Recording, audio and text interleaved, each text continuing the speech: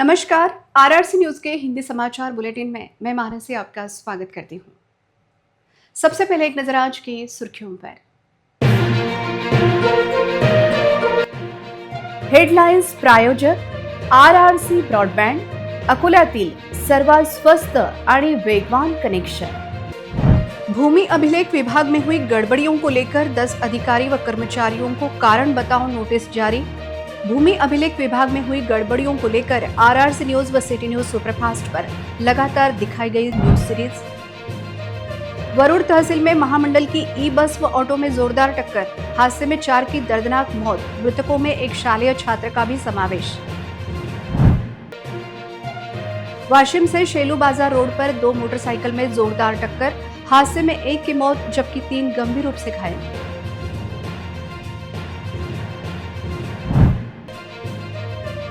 महाविद्यालय छात्रा को छेड़ने वाला आरोपी आखिर पुलिस की गिरफ्त में, छेड़छाड़ का वीडियो सोशल मीडिया पर हुआ था वायरल।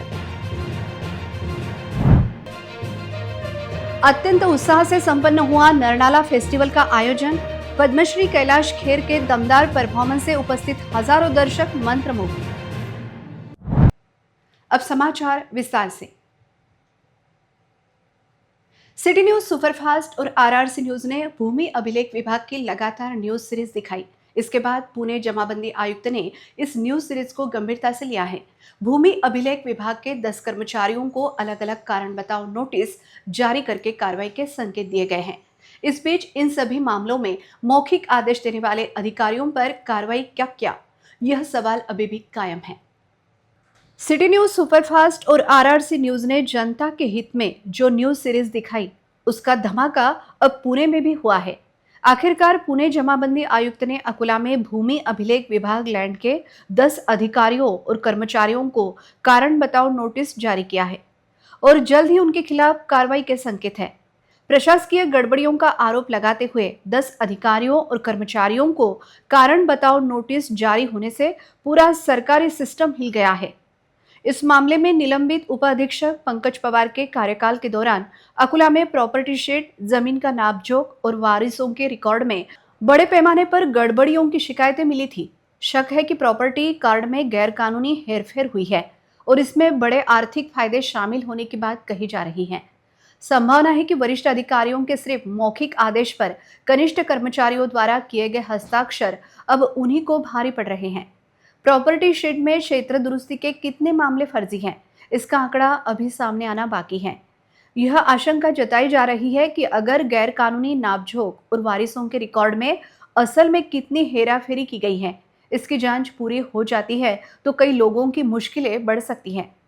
जानकारी सामने आई है कि दलालों को साथ में लेकर गैर कानूनी फाइलों को मंजूरी देने वाले अधिकारियों की मुश्किलें और अधिक बढ़ेंगी। उस समय के उप अधीक्षक पंकज पवार के खिलाफ धूले में पहले ही केस दर्ज हो चुके हैं।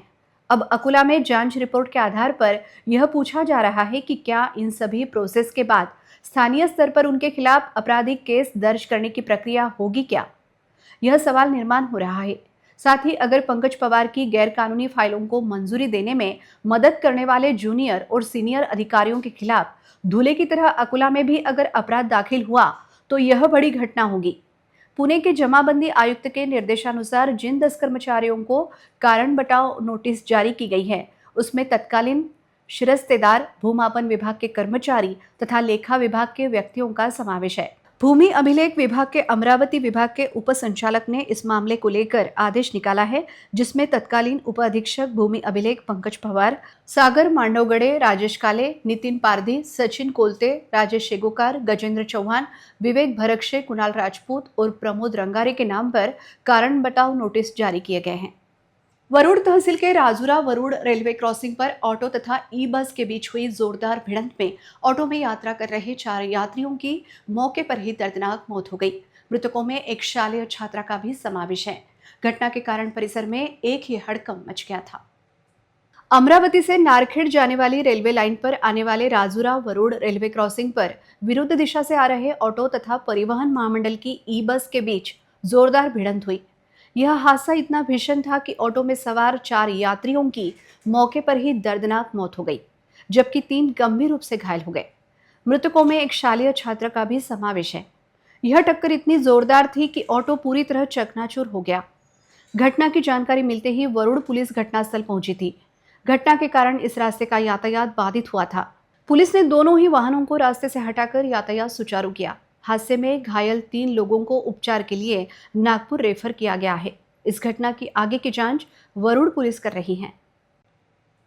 वाशिम से शेलू बाजार रोड पर आने वाले पांडव उमरा फाटा के पास 2 मोटरसाइकिल आमने सामने टकराने के कारण हुए भीषण हादसे में एक की दर्दनाक मौत जबकि 3 गंभीर रूप से घायल हो गए।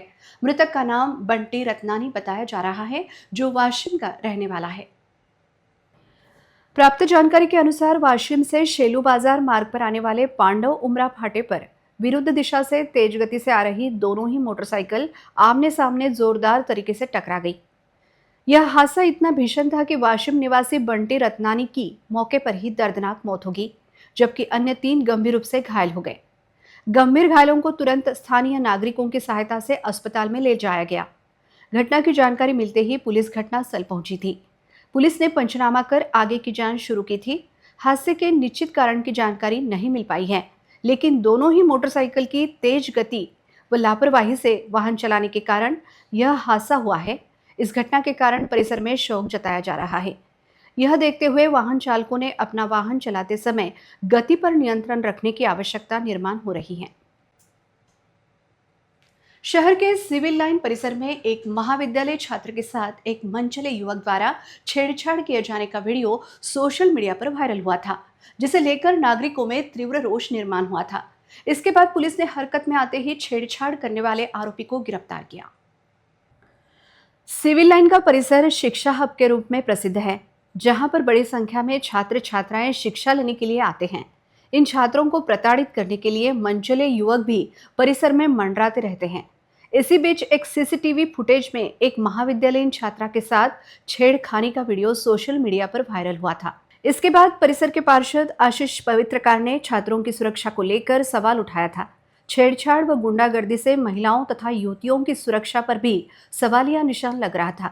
सोशल मीडिया पर वीडियो वायरल होने के बाद जिला पुलिस अधीक्षक अर्चित चांडक ने इसे गंभीरता से लेते हुए सिविल लाइन पुलिस को किसी भी कीमत पर आरोपी को गिरफ्तार करने के निर्देश दिए थे। आखिरकार सिविल लाइंस पुलिस ने सूत्रों के आधार पर तथा तकनीक का सहारा लेते हुए आरोपी डाबकी रोड निवासी विवेक उर्फ विकी दिलीपराव खांडेकर को ढूंढकर गिरफ्तार कर लिया। यह कार्रवाई जिला पुलिस अधीक्षक अर्चित चांडक साहेब, अपर पुलिस अधीक्षक चंद्रकांत रेड्डी साहेब, उपविभागीय पुलिस अधिकारी श्री सुदर्शन पाटिल के मार्गदर्शन में सिविल लाइन पुलिस स्टेशन की पुलिस निरीक्षक मालती कायटे के नेतृत्व में उनकी टीम ने की। पोलीस स्टेशन सिव्हिल लाईनला दिनांक 14/2/2026 रोजी सकाळी 7:30 वाजता कोचिंग क्लासेसला घरातून ट्युशन क्लास एरियामध्ये रूम घेऊन राहणाऱ्या 2 विद्यार्थिनी नेहमीप्रमाणे घरातून निघाल्या।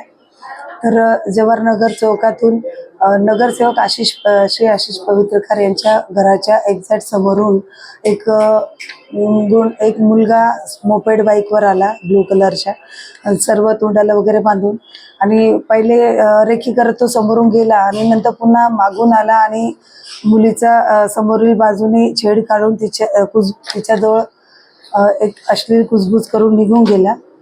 त्याच्यानंतर हा प्रकार सीसीटीव्ही मध्ये झाला। सदरील विद्यार्थिनींनी हा प्रकार त्यांचे कोचिंग क्लासेसचे जे संचालक आहेत त्यांना ही गोष्ट सांगितली। त्यानंतर संचालक यांनी तेथे स्थानिक नगरसेवक यांच्या मदतीने पोलीस स्टेशन गाठले। त्याच्यानंतर या सदर गुन्ह्याचा दाखल झाला आणि त्याच्यानंतर माननीय पोलीस अधीक्षक यांनी याच्यावर एक ॲक्शन मोडमध्ये येऊन 4 वेगवेगळ्या टीम पोलीस स्टेशनच्या, त्याचप्रमाणे स्थानिक गुन्हे शाखेच्या 4-5 टीम बनवल्या आणि त्याच्यानंतर त्या सीसीटीव्ही फुटेजचा दोघी टीमांमार्फत सलग मागोवा घ्यायला सुरुवात झाली। यात अंदाजे पोलीस स्टेशनच्या 150च्या वर आमच्या फुटेज आहे आणि त्याचप्रमाणे एलसीबीचे सुद्धा 150च्या पार 200 पर्यंत त्यांनी फुटेज कलेक्ट केले आणि आरोपी जिथून आला त्या विरुद्ध दिशेने आणि एकाने त्या म्हणजे 2 दिशा ठरवून एसपी सरांनी प्रत्येक 2-2 तासात किती फुटेज झाले, कुठपर्यंत आला, असं सलग 3 दिवसापासून आमच्या सगळ्या लोकांनी अहोरात्र मेहनत घेतली। वेगवेगळ्या दुकान, मॉल, शॉपिंग मॉल जाऊन फुटेज प्राप्त केले आणि आज रोजी त्याला पोलीस नेऊन त्याला PCR घेणार आहे. PCR मध्ये त्याला असे कुठे कुठे कृत्य केले आणि असे इतर ठिकाणी काही फुटेज आहे का याची माहिती काढतो, जेणेकरून आणि माझं फक्त एकच म्हणजे माननीय अधीक्षकांतर्फे आणि पोलीस दलातर्फे एकच सगळ्यांना आव्हान राहील की आमचे वरिष्ठांचे मार्गदर्शनामुळे आम्ही आज हा आरोपी एवढ्या टीम म्हणजे ताब्यात घेऊ शकलो आहे. तर ट्युशन क्लास एरियाच्या मुलींनी या घटनेवरून एक म्हणजे ॲश्युअर व्हावं की पोलिसांचं लक्ष आहे आणि काही असलं की आम्हाला कळवत जा. म्हणजे मग आमचे वरिष्ठ आणि आमची टीम याच्यात तत्परतेने हे करून आरोपी ताब्यात घेतो. सूफी संगीत और लोक संगीत के मशहूर गायक पद्मश्री कैलाश खेर ने अपनी दमदार परफॉर्मेंस से दर्शकों का दिल जीत लिया। पिछले 3 दिनों से अलग अलग सांस्कृतिक कार्यक्रम की रौनक रहा नरनाला फेस्टिवल का मंगलवार को संगीतमय कार्यक्रम के जरिए समापन हुआ। इस मौके पर विधायक रणधीर सावरकर, विधायक हरीश पिंपले, विधायक वसंत खंडेलवाल, पूर्व विधायक संजय गावंडे, अकुट की नगर अध्यक्ष माया धुले, जिलाधिकारी वर्षा मीना, यवतमाल के जिलाधिकारी विकास मीना, वन क्षेत्र संचालक आदर्श रेड्डी, राहुल सिंह टोलिया वगैरह मौजूद थे। पद्मश्री कैलाश खेर ने तेरी दीवानी, तेरे बिन नहीं लगता दिल मेरा, जय जयकारा, हेरी सखे, अल्लाह के बंदे जैसे एक के बाद एक खूबसूरत गाने पेश किए। असली भारतीय परंपरा की लय लेकर आए गानों, उनके बोल और आवाज ने दर्शकों के दिलों को छू लिया और उनकी हर रचना ने तारीफें बटोरी। जोबन छलके पर महिला व बहनें भी स्टेज पर आई और खेर के साथ डांस किया। खेर ने अपने प्रस्तुतिकरण से सभी का दिल जीत लिया। नरनाला किला और उसके आसपास पर्यटन विकास की बहुत संभावनाएं हैं और जिला प्रशासन परिसर में इन्वेस्टमेंट बढ़ाने की कोशिश कर रहा है। अपनी ऐतिहासिक विरासत और रिच नेचर की वजह से यह टूरिज्म मैप पर एक अहम डेस्टिनेशन बनेगा। टूरिज्म प्रोफेशनल्स को यहाँ बिजनेस शुरू करने के लिए आगे आना चाहिए। सरकार और प्रशासन उन्हें पूरा सहयोग देगा। यह अपील जिलाधिकारी वर्षा मीना ने आज यहाँ की। आरंभ में स्थानीय कलाकार श्रीमती धम्मपाल चिंचोलकर ने लुट गए यह गीत गाकर सभी की वाहवाही लूटी। अकुट के स्थानीय कलाकारों ने देवी का गोंधल प्रस्तुत किया। सुबह के सत्र में कवि सम्मेलन व मुशायरा हुआ। विविध स्पर्धा में विजेताओं को मान्यवरों के हाथों पुरस्कार का वितरण किया गया। नरनाला महोत्सव के आयोजन के लिए अथक प्रयास करने वाले दखल टीम की अतिथियों ने प्रशंसा कर उन्हें सम्मानित किया। इस अवसर पर दखल के संस्थापक अध्यक्ष श्री प्रदीप गुरखुद्दे सर, महेश देशमुख, शशिकांत हेंडे, ठाकुरदास चौधरी, दिलीप पांडे तथा नंदकिशोर दाभाड़े को सम्मानित किया गया। दखल टीम की ओर से इस भव्य आयोजन को लेकर जिलाधिकारी श्रीमती वर्षा मीना मैडम का तथा उपवन संरक्षक श्री राहुल सिंह टोलिया साहब, उपविभागीय अधिकारी श्री मनोज लोनारकर, अकुट के तहसील श्री चौहान साहब का आभार व्यक्त किया। अकोला के मशहूर डॉक्टर नाइक होम्योपैथी में थायराइड, मोटापा, एसिडिटी, घुटनों का दर्द, कमर दर्द, आर्थराइटिस, माइग्रेन जैसी लाइलाज बीमारियों का इलाज करवाकर मरीज अब स्वस्थ जीवन जी रहे हैं। एडवांस होम्योपैथी के इलाज से अब तक हजारों मरीजों को काफी फायदा हुआ है। पिछले 40 सालों से डॉक्टर नाइक होम्योपैथी में शरीर की सभी बीमारियों का पूरा और सफल इलाज किया जा रहा है। जिन मरीजों को दूसरी जगहों पर इलाज करवाने के बाद भी कोई फर्क नहीं दिखा है, उन्हें एक बार यहाँ जरूर आना चाहिए। ज़्यादा जानकारी के लिए मरीज और उनके रिश्तेदार मोबाइल नंबर 9175957129, 9130016129 पर संपर्क कर सकते हैं और naikhomeopathy.com पर भी ज़्यादा जानकारी ले सकते हैं। यहाँ इलाज करवाकर पूरी तरह ठीक हुई रोशनी नामक महिला मरीज ने अपना अनुभव शेयर किया है। इस महिला मरीज ने बताया कि उसे थायराइड तथा माइग्रेन की शिकायत थी। उसका वजन अचानक बढ़ गया था, पूरे शरीर में सूजन आ गई थी। उसे लगातार शरीर में दर्द रहता था। हालांकि यहाँ इलाज मिलने के बाद उसका वजन कम हो गया और शरीर की सूजन भी पूरी तरह से चली गई है। डॉक्टर नाइक हॉस्पिटल में योग्य इलाज मिलने के बाद वह अब खुद को पूरी तरह से स्वस्थ मान रही हैं। मला थायरॉइडचा त्रास होता आणि वेट जास्त होतं 79, तर आता ते 75 आलं आहे. म्हणजे 2 महिन्यात माझं 4 किलो वेट कमी झालेलं आहे. बाकी त्रासांमध्ये कसं बाकी मायग्रेनचा त्रास होता तो पण कमी झाला. पॅनिक खूप जास्त होत होती, ते आता कमी झालेलं आहे पहिल्यापेक्षा. परत जी चिडचिड वगैरे होत होती मला, ती पण कमी झालेली आहे. अनुभव कसला होता का? अनुभव छान होता. अकोला जिले के लाखों श्रद्धालुओं के श्रद्धा स्थान माने जाने वाले दहीहंडा गांव के परम पूज्य संत श्री रूपनाथ महाराज की यात्रा विविध धार्मिक कार्यक्रम तथा महाप्रसाद के जरिए संपन्न हुई। 5 से 17 फरवरी तक आयोजित इस यात्रा में दर्शन हेतु लाखों की संख्या में श्रद्धालु दहीहंडा पहुंचे थे। देखते हैं हमारे प्रतिनिधि पवन बेलसरी की विशेष रिपोर्ट। दहीहंडा गांव में श्री रूपनाथ महाराज का भव्य प्राचीन मंदिर है। प्रतिवर्ष यहाँ फरवरी माह में तथा महाशिवरात्रि के उपलक्ष्य में यात्रा का आयोजन किया जाता है। यात्रा महोत्सव के चलते 5 से 17 फरवरी तक विविध धार्मिक कार्यक्रमों का आयोजन किया गया। दहीहंडा का रूपनाथ महाराज का मंदिर अत्यंत सुंदर है, जहाँ 4 शिवलिंग, नाग देवता, विशाल नंदी तथा अष्टधातु से बनी संत रूपनाथ महाराज की सुंदर मूर्ति यहाँ का विशेष आकर्षण है। मंदिर का प्रवेश द्वार अत्यंत आकर्षित तरीके से निर्माण किया गया है। मंदिर परिसर में ब्रिटिश कालीन दीपमाला तथा राम भक्त हनुमान की विशाल मूर्ति विराजमान है। यात्रा के चलते पूरे मंदिर को आकर्षक तरीके से सजाया गया था। यात्रा के आखिरी दिन संत रूपनाथ महाराज की रथ यात्रा नगर भ्रमण के लिए निकलती है। रथ यात्रा का स्वागत करने पूरे रथ यात्रा मार्ग पर साफ सफाई कर महिलाओं ने आकर्षक रंगोलियां निकाली थी। श्री की रथ यात्रा के सामने महिला व पुरुषों की दिंडियां तथा वारकरी आगे चल रहे थे। ढोल ताशे, बैंड पथक, दिंडी पथकों के वाद्य की धुन पर पूरी दहीहंडा नगरी गूंज उठी थी। महाराज के इस रथ को आकर्षक फूल मालाओं से सजाया गया था। हर वर्ष की तरह इस वर्ष भी श्रद्धालुओं इस रथ को अपने हाथों से खींचते हैं। इस रथ में सवार रूपनाथ महाराज की मूर्ति के दर्शन छोटे बच्चों को करने की परंपरा प्राचीन है। दर्शन करने के बाद उन्हें महाराज का अंगारा लगाया जाता है। रथ यात्रा का गांव के हर घर के परिवार के सदस्य उत्साह से स्वागत कर महाराज की पूजा अर्चना करते हैं। रथ यात्रा मंदिर परिसर में पहुंचने पर कई श्रद्धालु जमीन पर लेट जाते हैं, जिसे लोटांगण कहते हैं। इसी श्रद्धालुओं के शरीर से महाराज की मूर्ति मंदिर में ले जाने की अनोखी परंपरा यही देखने मिलती है। संत श्री रूपनाथ महाराज यात्रा के चलते मंदिर में विविध धार्मिक कार्यक्रमों का आयोजन किया गया था, जिसमें प्रतिदिन श्री की आरती, काकड़ा आरती, खंजीरी भजन स्पर्धा, कराओके गीत स्पर्धा, राष्ट्रीय कीर्तन, हास्य जत्रा, शिव महापुराण आदि का आयोजन किया गया था। शिव पुराण कथावाचक गणेश महाराज शेट्टी के मधुरवाणी से आयोजित शिव पुराण कथा का लाभ परिसर के हजारों श्रद्धालुओं ने लिया। काले के कीर्तन के साथ तथा बाद में महाप्रसाद के जरिए यात्रा का समापन किया गया। इस अवसर पर 100 क्विंटल महाप्रसाद का वितरण किया गया। यात्रा के चलते गांव में आई 32 वारकरी डिंडियों का स्वागत शॉल, श्रीफल तथा उचित मानधन देकर किया गया। सभी गांव के नागरिक एकजुट होकर यह महोत्सव मनाते हैं। हिंदू मुस्लिम एकता का यह महोत्सव माना जाता है। यात्रा महोत्सव को विधायक रणधीर सावरकर विशेष रूप से उपस्थित थे। अध्यक्ष गजानन पोटे के नेतृत्व में यह यात्रा महोत्सव हमेशा अत्यंत उत्साह से मनाया जाता है।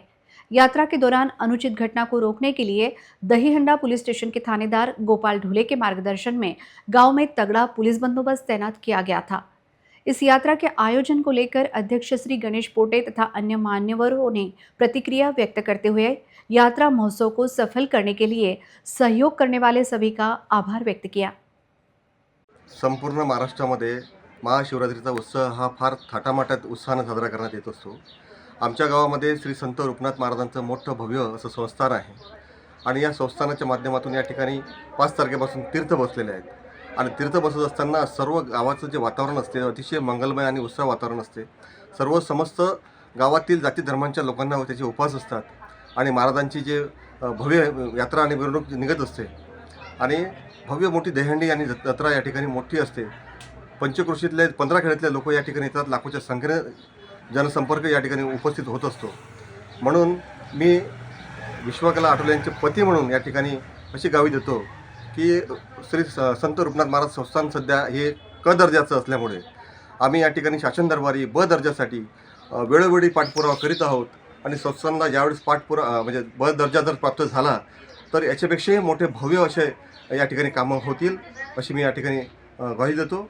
आणि आमचं गाव जे आहे हे अतिशय सुंदर आणि सुसज्ज सुसंस्कृत गाँव करने की आमची जवाबदारी है। जो अभी जत्रा का त्यौहार चालू है ये हमारे रूपनाथ महाराज जो ही आराध्य दैवत है दहीहंडा के, और इसमें सभी जाति धर्म के लोग हिस्सा लेते और हमारे यहाँ इसी वजह से सब एकोपा है।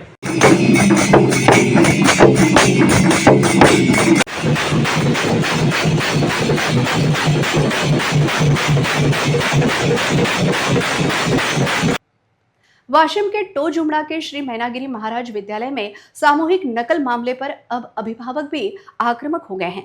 बेकसूर छात्र मानसिक रूप से परेशान हो गए हैं।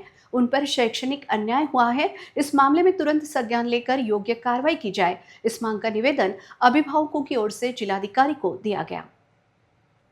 16 फरवरी को प्राथमिक शिक्षा अधिकारी ससाने और उनकी फ्लाइंग स्क्वाड ने वाशिम के टोजुमड़ा के मैनागिरी महाराज जूनियर महाविद्यालय के परीक्षा केंद्र को अचानक भेंट देकर निरीक्षण किया था। इस दौरान इस परीक्षा केंद्र पर कुल 581 छात्र मौजूद थे। जब छात्रों की आंसर शीट का नमूना चेक किया गया तो पता चला कि ज्यादातर छात्रों के जवाब हूबहू थे। इससे पता चला कि मैनागिरी महाराज कॉलेज में 581 छात्रों ने सामूहिक नकल की थी। इस मामले में शिक्षण विभाग ने परीक्षा केंद्र पर दोषी पाए गए 26 शिक्षकों को निलंबित करने का आदेश दिया था। इसके बाद शिक्षक संगठनों की ओर से इस कार्रवाई का विरोध किया जा रहा था। इसके बाद आज अभिभावक भी इस कार्रवाई के खिलाफ आक्रामक हो गए हैं। अभिभावकों का कहना है कि इस कार्रवाई से बेकसूर छात्रों के साथ नाइंसाफी हुई है। सभी छात्र मानसिक रूप से त्रस्त हो गए हैं। इस मामले में परेशान अभिभावकों ने जिलाधिकारी को एक निवेदन देकर योग्य इंसाफ की मांग की है। बेकसूर छात्रों को योग्य न्याय मिलना चाहिए, ऐसी मांग अभिभावकों ने की। साहेब, आम्ही हदगाव तालुक्यामधून आलेलो आहोत। माझा मुलगा शायनाथ पवन पतंगे हा मैनागिरी कॉलेजमध्ये शिकत आहे। माझ्या मुलाचं किंवा माझं किंवा माझ्या बाकीच्या विद्यार्थ्यांसाठी मी एवढा प्रश्न जिल्हाधिकारी आणि प्रशासनाला एवढाच मानणार आहे, तुम्हाला ज्यावेळेस आमच्या मुलापाशी काही सापडलं, तुम्ही विनाकारण निष्पाप पास्त्याच्या वरील जे काही तुम्ही विद्यार्थी दाखवले ते विद्यार्थी गलत हात। आज माझ्या मुलाची किंवा आमच्या बाकीच्या मुलाची आम्ही एक परिस्थिती बघतो, त्या मुलाची मानसिकता बिघडली, त्याची मानसिकता नाही। काल ते आज रसायनशास्त्राचा पेपर झाला, आज पेपर आहे, उद्या बायोलॉजीचा पेपर आहे, मॅथ्सचा पेपर आहे, याची जबाबदारी कोण घेणार? आमची फक्त प्रशासनाला एक विनंती आहे, जिल्हाधिकाऱ्याला विनंती आहे, शिक्षण अधिकाऱ्याला एक नम्रतेची कळकळीची विनंती आहे, शिक्षा तुम्ही जरूर करा, पण याच्यात तुम्ही पारदर्शकता पाहून तुम्ही शिक्षण विद्यार्थ्यावर अन्याय झालाय, त्या अन्यायाला वाचा फोडण्यासाठी आम्ही इथं कलेक्टर साहेबाला भेटण्यासाठी आणि निवेदन देण्यासाठी सर्व पालक लोक आलो आहोत। आणि आमचं म्हणणं असं आहे, तुम्ही ज्याच्या विद्यार्थ्याकडे कॉपी सापडली तुम्ही त्याला रस्टिकेट करा, बाकी सरसकट करू नका ना। आणि तुमचं काम आहे, तुम्ही का शोधली नाही तिथं कॉपी? ज्या मुलींनी कॉपीच्या केल्या त्यांना शिक्षा द्यावी तरी काही हरकत नाही, पण 581 विद्यार्थ्यांवर जर करण्यात आली हे चुकीचं आहे, हे बरोबर नाही। ऐतिहासिक धरोहर वाले नरनाला फेस्टिवल की शानदार सफलता में दखल टीम का अहम रोल रहा। फेस्टिवल के आयोजन के लिए प्रशासन के साथ लगातार फॉलोअप और उनके सक्रिय समन्वय को देखते हुए दखल टीम को जिला प्रशासन ने खास तौर पर सम्मानित किया। दखल संस्था ने अकोट का वैभव और शान बढ़ाने वाले नरनाला फेस्टिवल को आकार देने के लिए दिन रात मेहनत की। सिर्फ संकल्पना पेश करने तक न रुकते हुए उसे लागू करने तक प्रशासन के कंधे से कंधा मिलाकर किए गए उनके काम की आज हर जगह तारीफ हो रही है। इस शानदार समारोह में दखल के संस्थापक अध्यक्ष प्रदीप गुरखुद्दे और उनके साथियों को प्रशासकीय अधिकारियों ने सही तरीके से सम्मानित किया। 15 से 17 फरवरी तक चले नरनाला फेस्टिवल ने सफलता की नई ऊंचाइयां हासिल की। इस फेस्टिवल की सफलता के पीछे दखल टीम की मेहनत और सीधी भागीदारी का अहम रोल रहा। प्रशासन ने इस काम के लिए प्रदीप गुरखुद्दे, महेश देशमुख, शशिकांत हांडे, ठाकुरदास चौधरी, दिलीप हांडे और नंदकिशोर दाभाड़े की टीम को सम्मानित किया। फेस्टिवल के इस बड़े आयोजन के बाद दखल टीम ने जिलाधिकारी श्रीमती वर्षा मीना, उपवन संरक्षक श्री राहुल सिंह टोलिया, उपविभागीय अधिकारी मनोज लोनारकर और तहसीलदार श्री चौहान का खास शुक्रिया अदा किया। इस मौके पर कहा गया कि प्रशासन के उत्कृष्ट सहयोग की वजह से ही अकोला के इतिहास में यह सुनहरा पल लिखा गया। वेतन बढ़ोतरी समझौता 31 मार्च 2024 को खत्म हो गया था, जिसे 22 महीने बीत चुके हैं। इसलिए रेमंड कंपनी के कर्मचारियों ने आमरण अनशन करने का फैसला किया है। कर्मचारियों ने बुधवार 18 फरवरी से आजाद मैदान में अपना आंदोलन शुरू किया। 1 अप्रैल 2024 से लागू होने वाला वेतन समझौता अभी भी पेंडिंग है। बढ़ती महंगाई को देखते हुए मैनेजमेंट ने सिर्फ 5,000 रुपये की मामूली बढ़ोतरी का प्रस्ताव दिया है और वह भी अलग अलग चरणों में। आरोप है कि 2024 के लिए 250 रुपये, 2025 के लिए 250 रुपये, 2026 के लिए 1250 रुपये और 2027 के लिए 3,250 रुपये बढ़ाने का व्यवस्थापन का प्रस्ताव कर्मचारियों के जख्मों पर नमक छिड़कने जैसा है। कामगारों ने बयान में कहा है कि कंपनी में 1785 वर्कर्स और उनके परिवार भूख से जूझ रहे हैं और उनकी पढ़ाई, मेडिकल खर्च और होम लोन की किश्तें देना मुश्किल हो गया है। कामगारों की मुख्य मांगे हैं कि निलंबित कामगारों को बिना शर्त काम पर रखना, हड़ताल पर गए कामगारों को वेतन देना, 1 अप्रैल 2024 से वेतन एग्रीमेंट लागू करना और कम से कम 7,250 रुपए बढ़ाना। साथ ही 2023 और 2024 के लिए 20% बढ़ा हुआ बोनस देने का ऐलान करना। सेक्रेटरी विकास जोमड़े ने कहा कि कामगारों के साथ गलत बर्ताव हो रहा है और जब तक इंसाफ नहीं मिलता आंदोलन जारी रहेगा। इस बीच जिलाधिकारी और कंपनी मैनेजमेंट को एक निवेदन दिया गया है और सभी आगे की कार्रवाई पर ध्यान दे रहे हैं। यवतमाळ से आरआरसी प्रतिनिधी राहुल वासनिक की रिपोर्ट। आमच्या कंपनीमध्ये गेले 23 महिने झाले करारनामा हा थांबून आहे। मागील जो आमचा करारनामा झाला होता 2020 मध्ये 7,250 रुपये। आम्ही व्यवस्थापनात समोर तीच मागणी ठेवली की 7,250 रुपये आम्हाला त्याच्यावरती आम्हाला ॲग्रीमेंट द्यावं, पण आमची मान्यता प्राप्त संघटना आणि व्यवस्थापन यांनी मिलीभगत करून फक्त 5,000 रुपये हे 4 वर्षासाठी आम्हाला मान्य केले। ते आम्हाला मान्य नाही आहे। जोपर्यंत आमची पूर्ण मागण्या पूर्ण होत नाही तोपर्यंत आमचं आमरण उपोषण हे चालू। अंत में एक नजर आज की सुर्खियों पर। हेडलाइन्स प्रायोजक आरआरसी ब्रॉडबँड, अकोल्यातील सर्वात स्वस्त आणि वेगवान कनेक्शन।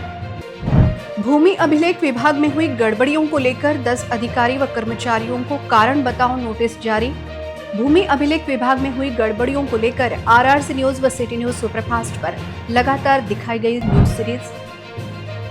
वरुड़ तहसील में महामंडल की ई बस व ऑटो में जोरदार टक्कर, हादसे में 4 की दर्दनाक मौत, मृतकों में एक शालेय छात्र का भी समावेश। वाशिम से शेलू बाजार रोड पर 2 मोटरसाइकिल में जोरदार टक्कर, हादसे में 1 की मौत जबकि 3 गंभीर रूप से घायल।